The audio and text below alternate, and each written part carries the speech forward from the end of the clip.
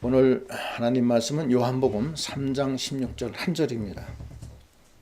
다 같이 한번 읽어보겠습니다. 3장 16절 시작.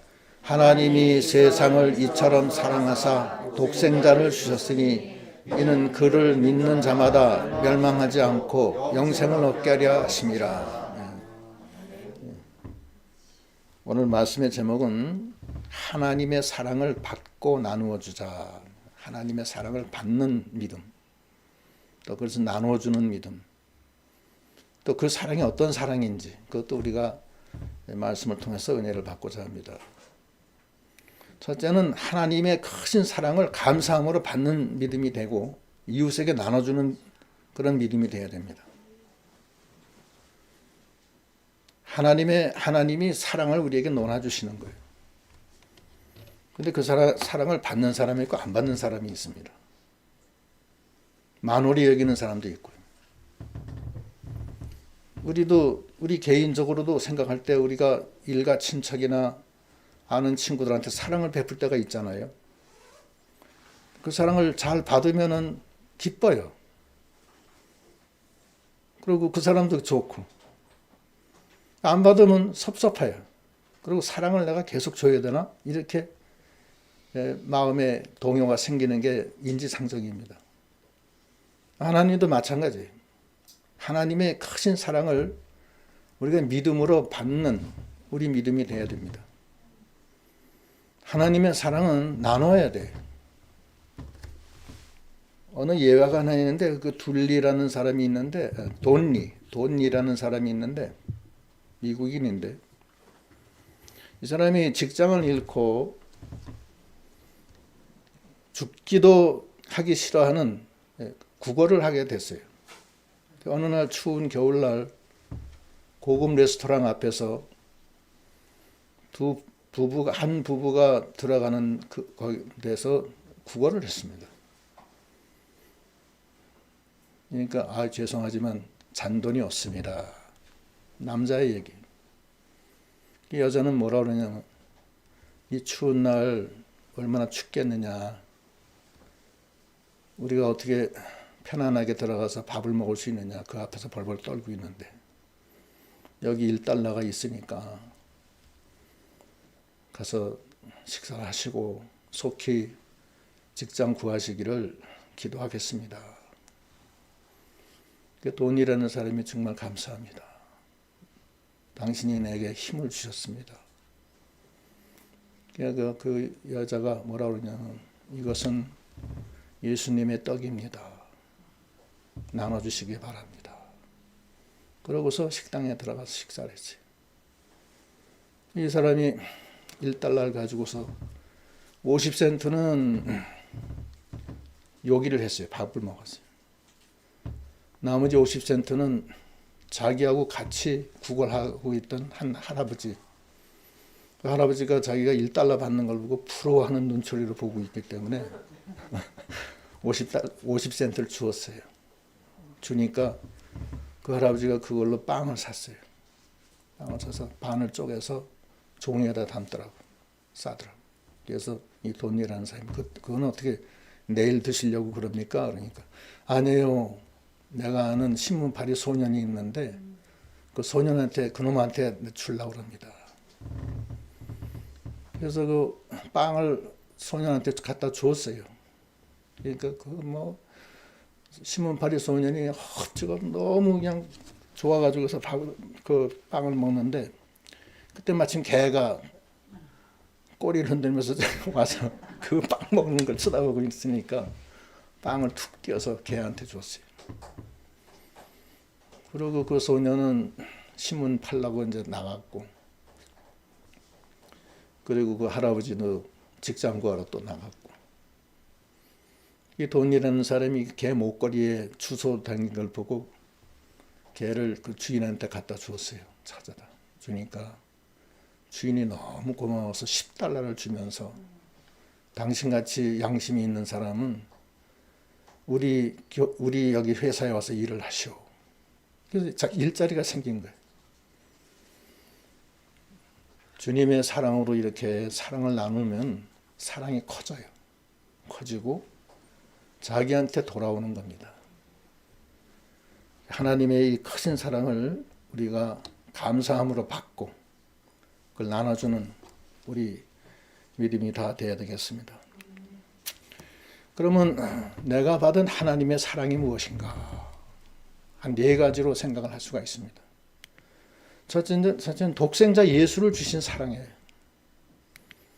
하나님이 세상을 이처럼 사랑하사 독생자를 주셨으니 이는 그를 믿는 자마다 멸망치 않고 영생을 얻게 하려 함이라.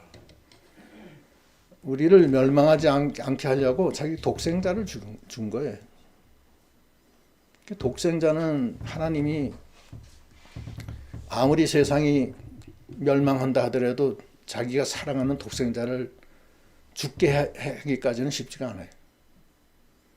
그건 굉장한 사랑입니다. 한 과부가 아들이 하나 있었는데 결혼을 안 하고 재혼은 안 하고 그 아이를 복음으로 신앙으로 잘 키웠어요. 근데 아이가 공부를 잘해가지고서 하버드 대학교 가가지고서 변호사 법률가가 돼버렸어요. 변호사 시험 합격했어요. 근데 그때 한국 전쟁이 일어나가지고서 한국에 와서 오게 됐어요. 징용이 돼서. 근데 한국에서 전사했습니다. 전사의 소식을 받은 그 과부 부인이 한없이 우는 거예요. 하나님은 원망해. 내가 이렇게 내 아들 하나 이렇게 사랑했는데 내가 결혼도 안 하고 이렇게 키웠는데 하버드 대학교에 가서 변호사까지 됐는데 하나님이 왜 나를 미워하냐 원망했어요. 그러고서 목사님한테 편지를 쓰는 거예요. 이럴 수가 있느냐. 목사님이 밤새 기도하고 답장을 쓰는데 편지를 10통을 썼는데 그 다음날 읽어보니까 답장이 안 되는 거예요.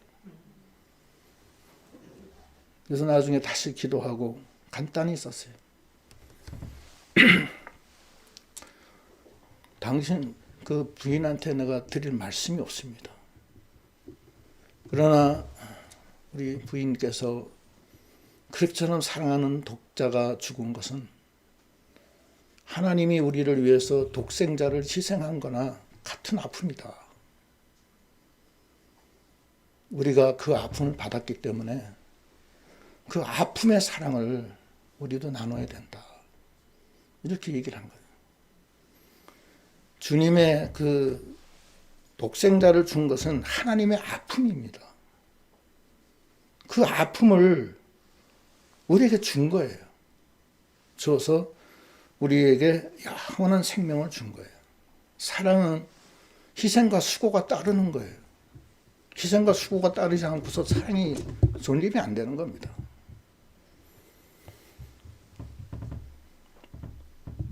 손양원 목사에 대한 얘기를 여러분이 잘 아시지만 손양원 목사 두 아들을 희생당해 하나님을 위해서. 그러고서 9가지 감사함을 얘기합니다. 1948년 10월입니다. 좌익과 우익의 이념 갈등이 바라며 벌어진 여수 무자비한 고통을 시켜 공산주의를 따르고 예수님 신앙을 따른다는 이유로 죽임을 당한 금년자가 손동신 폭동이 진압된 뒤 체포된 두 아들을 죽인 범인 사형 선고를 받은 안재선 그를 탄원하여 구해내고 심지어 두 아들을 살해한 그를 양아들로 삼은 두 형제의 아버지 그분이 바로 손양원 목사입니다. 손 목사님이 두 아들의 장례식 때에 하나님께 9가지 감사의 기도를 올려드립니다. 나 같은 죄인의 혈통에서 순교의 자식을 낳게 하시니 감사합니다. 허다한 많은 성도 중에서 이런 보배를 나에게 주셨으니 감사합니다. 삼남 삼녀 중에서 가장 귀한 맏아들과 둘째 아들을 바치게 하시니 감사합니다. 한 아들의 순교도 귀하거늘 하물며 두 아들이 함께 순교했으니 더욱 감사합니다.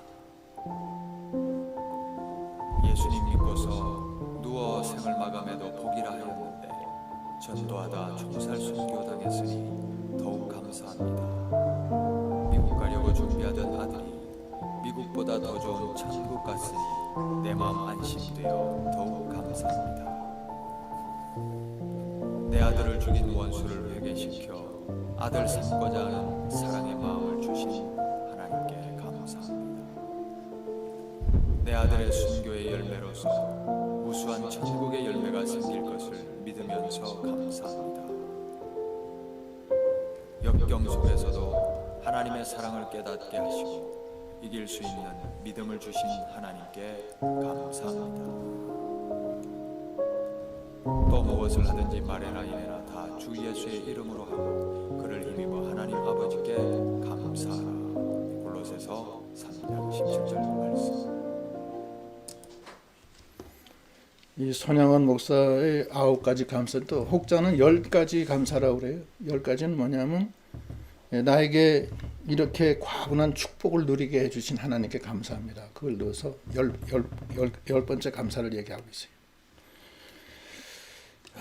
그 망극한 사랑, 그것이 손양원 목사한테 들어온 거예요.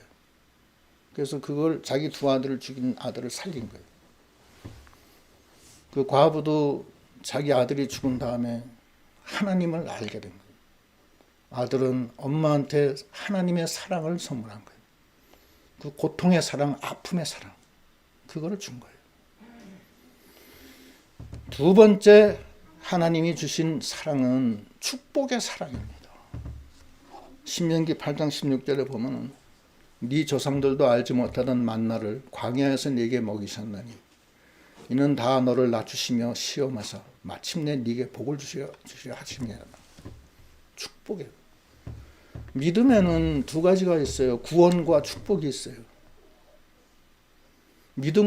구원과 축복이 다릅니다. 구원은 예수 믿으면 구원받아요. 축복은 여기 말씀대로 시험해서 그걸 통과해야지 복을 주는 거예요. 축복을 받는 자격이 만들어져야 돼요.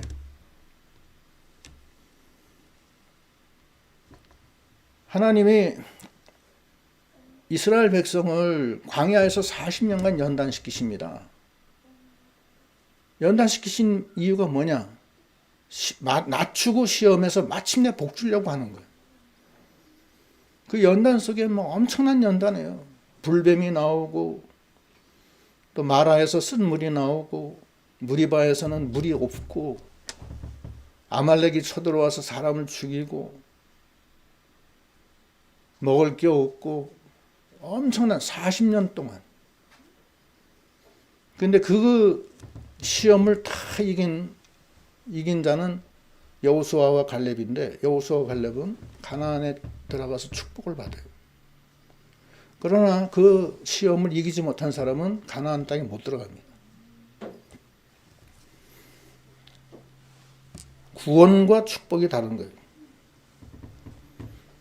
그래서 우리가 하나님의 축복은 축복을 받을 만한 그 시험을 통과해야서 축복을 받을 만한 자격이 갖추어졌는가를 보는 거예요. 신명기 8장 16절 말씀이 그 말씀입니다. 세 번째 하나님이 주시는 사랑은 우리를 기도를 시키는 사랑이에요. 왜 기도를 시키냐? 신명기 4장 7절. 우리 하나님 여호와께서 우리가 그에게 기도할 때마다 우리에게 가까이 하심과 같이 그 신이 가까이 함을 얻은 큰 나라가 어디 있느냐? 기도하면 하나님이 가까이 오세요. 예레미야 29장 12절로 13절 보면은 너희가 내게 부르짖으며 내게 와서 기도하면 내가 너희들의 기도를 들을 것이요 너희가 온 마음으로 나를 구하면 나를 찾을 것이요 나를 만나리라. 기도하면 하나님을 만나고 부르짖으면 하나님이 들어주신다는 거예요. 이거는 하나님의 특별한 사랑입니다. 그런 신이 없다는 거예요, 이 세상에. 누가 기도한다고 해서 오셔서 같이 하시느냐고. 근데 기도는 하나님이 이제 기도로서 영적으로 같이 하시는, 교제하시는 거예요. 영적으로 교제하는 신이 이 세상에 어디 있어요? 없어요. 하나님밖에. 전심으로 나를 구하고 찾으면 나를 만나고 내가 듣는다. 그런데 기도는 하나님이 사랑하는 사람, 특별한 사랑을 받은 사람만이 하나님 기도가 되는 거예요. 통상 뭐 이렇게 식기도를 한다든지 뭐 간단한 기도, 그거는 아무나 다 할 수 있는 거예요. 그거는 엄밀한 의미에서 하나님과의 교통이 아닙니다. 그냥 하나님과 감사합니다 하는 그거지. 영적으로 교통하는 기도, 깊은 교제의 기도, 그것이 필요하고, 그건 그러면 기도의 문이 열려가지고서 기도가 이제 되는 거예요. 그다음부터는. 그래서 기도 통로로서 하나님과 연결되는 거고, 그래서 기도를 나라를 위해서 하고, 이웃을 위해서 하고, 이 세상을 위해서 하는 거예요. 그러면 태풍이 지나가요. 지나가고 국가의 큰 위난을 모면시키기도 하고 그러는 겁니다. 그게 기도예요. 그래서 그러한 기도를 시키는 하나님의 사랑입니다. 네 번째는 하나님이 우리를 연단을 시키시는 사랑이에요. 연단을 시켜서요. 왜 연단시키냐? 합당한 자를 만들기 위해서. 베드로전서 1장 7절에 보면 너희 믿음의 확실함을 불로 연단하여도 없어질 금보다 더 귀하여 예수 그리스도께서 나타나실 때 칭찬과 영광과 존귀를 얻게 하려 하는 것이다. 겨우 구원 얻어서 하늘나라 가고 그러면은 그런 칭찬과 존귀와 상급이 없어요. 그 연단이 필요 없는 거예요. 그러나 하나님은 사랑으로 우리를 연단시키는 거예요. 연단을 받아야 돼. 모세는 미디안에서 40년 연단을 받아요. 그 형 아론은 연단받지 않습니다.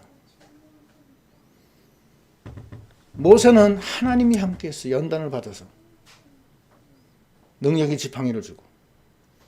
아론은 연단이 없기 때문에 모세가 시내산 올라가 있는 동안에 40일 동안에 이스라엘 백성이 막 원망을 하니까 귀가 얇아가지고서 금송아지 하나님을 만들어요. 하나님이 아론을 치리를 하려고 그랬는데 모세가 또 기도를 합니다. 기도해서 살려줘요. 그래서 아론을 제사장 반열로 만들어 주는 거예요. 다윗과 사울도 마찬가지예요. 다윗은 엄청나게 하나님이 고난을 시켜요. 왕권을 줘서 안수를 준 다음에 기름을 부은 다음에도 13년 동안 죽을 고생을 해요. 사울이 자기를 죽이려고 하는 거예요.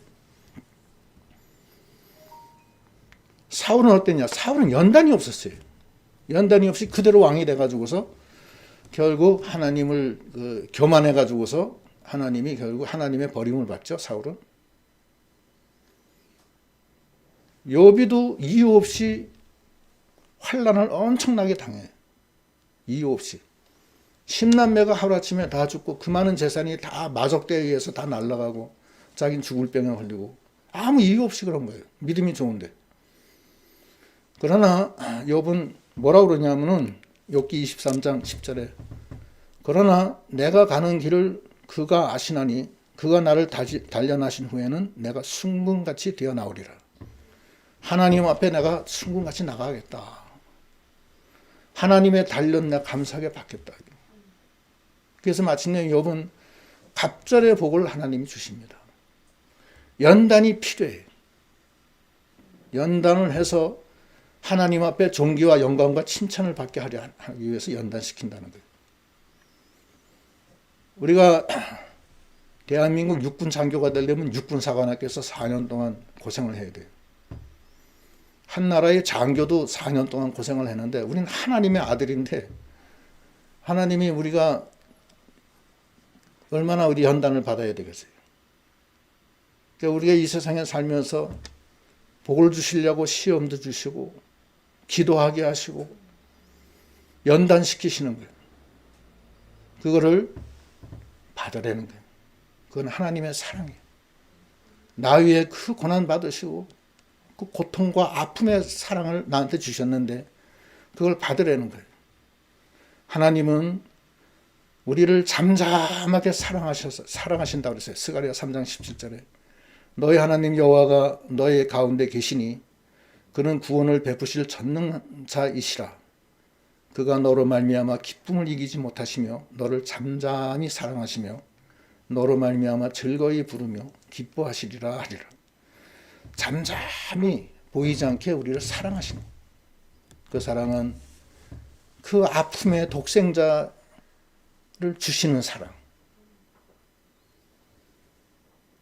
또 그 사랑은 우리를 복을 주시기 위해서 가나안 축복, 천국 축복을 주시기 위해서 여러 가지 시험을 주시는 거예요. 그 사랑은 우리를 기도해서 하나님과 같이 동행하게 하시는 사랑. 그 사랑은 우리에게 연단을 시켜서 존귀와 상급과 영광을 받게 하는 사랑. 그 사랑. 그 사랑을 우리가 그 잠잠히 늘 그렇게 사랑하시니까 그 사랑을 우리가 잘 받아서 그걸 또 나누는 거예요. 나누면은 그게 커져요. 커지고 자기한테 돌아옵니다. 그래서 우리가 그렇게 해야 되고, 그런데 이제 문제는 뭐냐면은 우리가 이제 이런 사랑을 받은 우리가 어떻게 행동할 거냐 하는 문제예요. 하나님의 역사와 택함을 받은 자라고 그랬는데, 그런데 하나님은 이 온 땅을 감찰하시고 이스라엘의 이 모든 이스라엘 민족이 애굽에서 400년 동안 고난받을 때도 하나님은 그걸 보고 듣고 알았다고 그랬어요. 여기 보면은 여호와께서 이르시되 내가 애굽에 있는 내 백성의 고통을 분명히 보고 그들이 그들의 감속자로 말미암아 부르짖음을 듣고 그 근심을 알고 그랬어요. 하나님은 보시고 듣고 다 아시는 거예요. 근데 오늘날 우리가 하나님이 그렇게 감찰하시고 보고 듣고 다 아시는데 우리는 하나님을 그렇게 생각을 안 해요. 꽁처럼 대가리를 팍 수풀에다 박고 몸뚱아리 바깥에 나와 있어요. 그러면서 꽁이 뭐라고 생각하냐면 사람이 나를 못 보겠지 이렇게 생각한다고. 하나님은 다 보고 계시는 거예요. 보고 다 아시는 거예요. 그런데 부르짖는 소리를 들으신다고 그랬어요. 부르짖는 것이 매우 중요해요. 하나님은 우리가 하나님 앞에 기도할 때 역사를 안 하실 때가 많아요. 근데 왜 안 하느냐? 세 가지가 필요해요. 세 가지가 뭐냐면은 부르짖는 소리가 필요하고 때와 장소가 필요해요. 하나님이 아브라함한테 이스라엘 백성이 400년 동안 종살이 하리라고 그랬어요. 400년을 기다리시는 거예요, 하나님이. 애굽에 400년 동안. 그리고 그 약속대로 섭리를 하셔요. 그래서 70명이 애굽에 내려가서 올라올 때는 200만 명에서 300만 명으로 늘어나요, 인구가. 그게 하나님의 섭리예요. 히브리 민족이 그래서 생기는 거예요. 그 약속이 아브라함의 부르짖는 소리와 합쳐서 세 가지가 합쳐져서 하나님이 만능의 역사를 하시는 거예요. 우리는 그냥 그 하나님을 믿고 나가야 되는데 이제 그렇지가 않아요. 그 다음에 하나님 앞에는 이제 청함을 받은 자와 택함을 받은 자 두 가지 그게 있어요. 청함을 받은 자와 택함을 받은 자. 청함은 다 받습니다. 다 받는데 택함을 받은 자는 많지가 않아요. 우리 성도가 다 청함 받았어요. 여기 오시면 다 청함 받아서 오신 거예요. 뭐 어떤 형태로든지 간에 뭐 누구를 통해서 연락받아서 오시고 또 이렇게 그냥 여러 형태로 이제 오셨는데 다 청함 받은 거예요. 근데 택함 받은 자는 많지가 않다는 거예요. 마태복음 22장 9절부터 보면 네거리 길에 서서 사람을 만나는 대로 잔치에 청하여 오라 한대. 종들이 길에 나가 악한 자나 선한 자나 만나는 대로 모두 데려오니 혼인잔치에 손님들이 가득한지라. 임금이 손님들을 보러 들어올세 거기서 예복을 입지 아니한 한 사람을 보고 이르되 친구여 어찌하여 예복을 입지 않고 여기 들어왔느냐 하니 그가 아무 말도 못하거늘 임금이 사원들에게 말하되 그 손발을 묶어 바깥 어두운 데 내던지라. 거기서 슬피 울며 이를 가게 되리라 하니라. 청함을 받은 자는 많되 택함을 입은 자는 적으니라. 청함을 받은 자는 많지만 다 와요. 예수 믿으시고 우리 교회 오시고 많이 오지만 거기서 하나님의 사랑을 받아서 그 망긋한 사랑, 그 아픔의 사랑을 받아서 그 사랑이 내 속에 용해돼서 그게 같이 이렇게 손양원 목사처럼 그렇게 하는 사람은 많지가 않다는 거예요. 택한 자가 어떤 사람이 택한 자냐? 데살로니가 전서 1장 3절에 보면 너희의 믿음의 역사와 사랑의 수고와 우리 주 예수 그리스도에 대한 소망의 인내를 우리 하나님 아버지 앞에서 끊임없이 기억함이니 하나님의 사랑하심을 받은 형제들아 너희를 택하심을 아노라. 하나님이 택한 자는 믿음의 역사가 있어야 된다는 거예요. 믿음의 역사는 뭐냐? 열매가 있어야 된다는 거예요. 믿는다 하고서 머리로만 그냥 믿는 거예요. 머리로만. 가슴으로 믿는 게 아니에요. 뜨겁지가 않아요. 하나님의 말씀을 들었는데 그건 다 알아요. 아는데 머리로만 아는 거지 가슴까지 내려오진 않아요. 김수환 추기경은 그 사랑이라는 그 말이 머리에서 가슴까지 내려오는데 80년 걸렸대요. 믿음의 역사는 믿고 행해서 그 역사가 일어나는 거예요. 열매가 맺히는 거예요. 또 사랑의 수고. 사랑은 하는데 수고는 안 하는 거예요. 요한 1서에 보면은 형제를 사랑한다 하면서 말과 혀로만 사랑하지 말라. 행함과 진실함으로 사랑하라. 불쌍하면 가서 도와주라는 거예요. 그것이 형제 사랑이라는 거예요. 사랑의 수고가 있어야 돼요. 그것이 택한 자예요. 세 번째는 소망의 인내. 그리스도에 대한 소망을 가지고 인내하는 사람. 인내하지 못하면 하나님 못 따라갑니다. 인내하지 못합니다. 그것이 택함을 받은 자라는 거예요. 청함 받은 사람은 많지만 택함 받은 사람은 적다. 오늘 왜 이 말씀을 하느냐면 하나님이 독생자를 우리에게 주셨어요. 그 사랑. 우리에게 복 주려고 여러 가지 동행하시면서 연단시켜요. 시험을 줘요. 근데 기도하면 다 들어주시겠다는 거예요.